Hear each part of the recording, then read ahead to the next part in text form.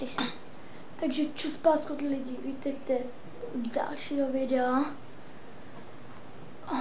Jako každý ráno asi, když stává o 11:45, tak jo, spalí a už neusne, tak jde jen tak na YouTube a dívá se, kdokoliv má.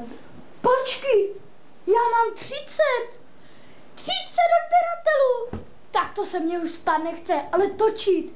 Dneska je tady 30 odběratelů, speciál za 30 odběratelů a mám tady 5 různých otázek, divných takových, které jste mě psali do chatu na Facebooku. Jdeme na to. Takže na Facebook. První otázka. Jaký máš zvláštní zvyk? Můj zvláštní zvyk je, když jdu ze školy. Jsem 10 metrů od baráku. Chce se mi strašlivě kakat, že se skoro pokakám. Ale za těch 5 let jsem se ještě nepokakal. Druhá otázka. Co děláš, když jsi nervózní? Zase video. Já když jsem nervózní, třeba dneska před videem, no, nebo včera, tak si kušu nechty. Ale někdy fakt myslím, že ho mám dlouhý, tak se až kusnu sem a někdy mě upadne. Ha!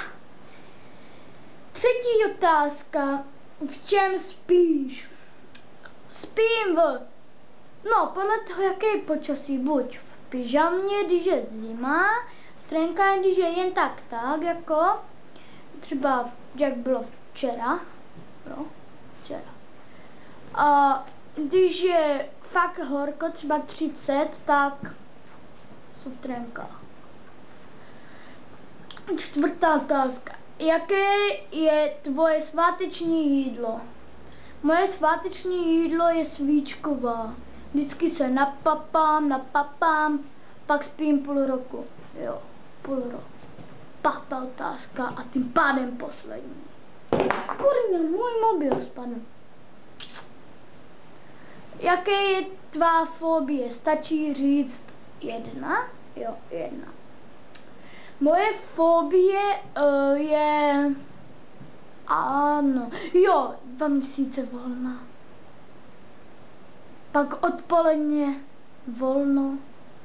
Jenom učení někdy je. Hádejte, z čeho mám fobii. Správně, kdo to uhodl, je škola. A ve škole jsou také hrozné fobie. Učitelka vás straší, ředitel neposlouchá, mučuju vás Čau! Doufám, že budete dále odebírat. Dáte teďka like a taky nějaký koment napíšete. Takže uvidíme se zítra. Jo, a lidi, omluvám se, že 2 dny nevycházelo video, protože jsem byl na dovolené, takže čau. A další 50, ať vidím za 2 dny. Čus. Ne, aspoň za týden.